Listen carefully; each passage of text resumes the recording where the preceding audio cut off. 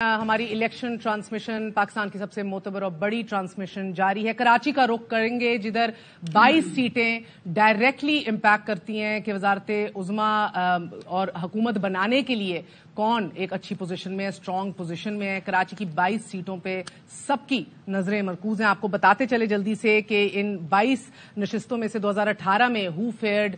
How Karachi central کی 4 national assembly کی نشستیں ہیں، جس کے اندر سے 2 پی ٹی آئی نے لے لی تھی 2018 میں اور 2 ایم کیو ایم نے لے لی تھی۔ کراچی ویسٹ کی 3 نیشنل اسمبلی کی نشستیں ہیں، ان میں سے یہ پی ٹی آئی کے حصے کے اندر گئی تھیں، اور پھر کماڑی کی 2 نیشنل اسمبلی سیٹیں، یہ نئی ادھر ڈسٹرکٹ ہے،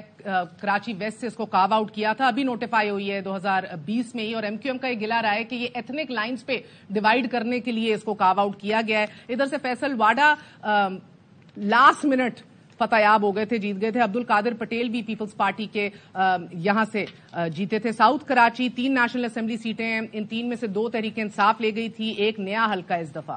اور کراچی ایسٹ کی 4 نیشنل اسمبلی سیٹیں چاروں کی چاروں تحریک انصاف لے گئی تھی، کیونکہ غیر معمولی طور پہ 14 نشستیں 2018 میں تحریک انصاف نکال گئی تھی، تو کراچی ایسٹ کا تو مکمل صفایا ہو گیا تھا۔ ادھر ہر جماعت کا چاروں کی چاروں نشستیں نیشنل اسمبلی کی پی ٹی آئی لے گئی تھی۔ کرنگی کی 3 نیشنل اسمبلی سیٹوں میں سے یہاں بھی 2 پاکستان تحریک انصاف لے گئی تھی اور ایک ایم کیو ایم لے کر گئی تھی۔ پھر ملیر جو کہ پیپلز پارٹی کا گڑھ اور اسٹرانگ ہولڈ جانا جاتا ہے، یہ ان کراچی کی 7 ڈسٹرکٹس میں سے وہ والی ہے کہ جدھر کہا جاتا ہے کہ بڑا تگڑا ووٹ بینک ہے پاکستان پیپلز پارٹی کا، بلکہ اس کو بھی کراچی ایسٹ سے ہی کارو آؤٹ کیا گیا تھا 1996 میں۔ انفارچونیٹلی ادھر کی یادیں کچھ اچھی نہیں ہیں۔ نقیب اللہ محسود کو بھی اسی ڈسٹرکٹ کی جورسڈکشن کے اندر قتل کیا گیا تھا، اور اس کے بعد ابھی حال ہی میں آپ کو یاد ہوگا ناظم جھوکیوں کا بھی جو مثال تھی، وہ بھی ادھر کے پی پی پی کے ایم پی اے تھے، اور ان کے ایم این اے بھائی جام کریم جو کہ اس بار بھی کھڑے ہو رہے ہیں۔ وسیم بادامی 22 نشستیں کراچی کی، تگڑا مقابلہ ہے۔ سٹارٹ کریں گے این اے 246 کراچی سے، جدھر ایک ہی کہہ رہے ہیں کہ جماعت کا تگڑا مقابلہ ہونے جا رہا ہے، وہ 246 میں ہونے جا رہا ہے، جدھر حافظ نعیم الرحمان صاحب کھڑے ہوئے ہیں۔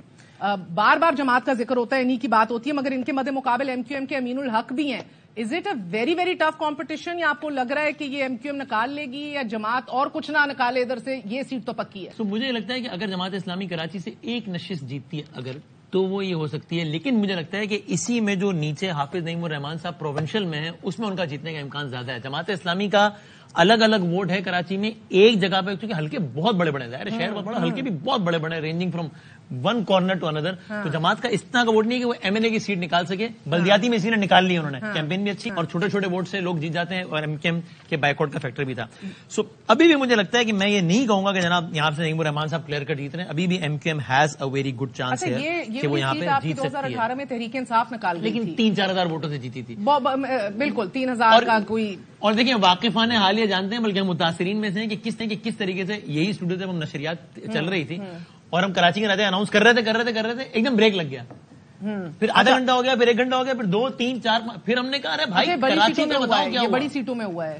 کہ یہ اگلے اچھا وہ اتنا رک گیا تھا۔ یہ جو ایم کیو ایم کہتی ہے نا ایک بات کہ بھائی وہ سب حیران ہوئے، پی ٹی آئی بھی حیران ہو گئے نتائج سے، وہ اس لیے کہ جب نتائج رکے تو فردوس شمیم نقوی صاحب نے پریس کانفرنس کی کہ بھائی نتائج کیوں روکے گئے؟ میں نے بتایا کہ بھائی جان آپ لوگ جیت رہے ہو، رکو، اور جیت گئے، وہ آپ کے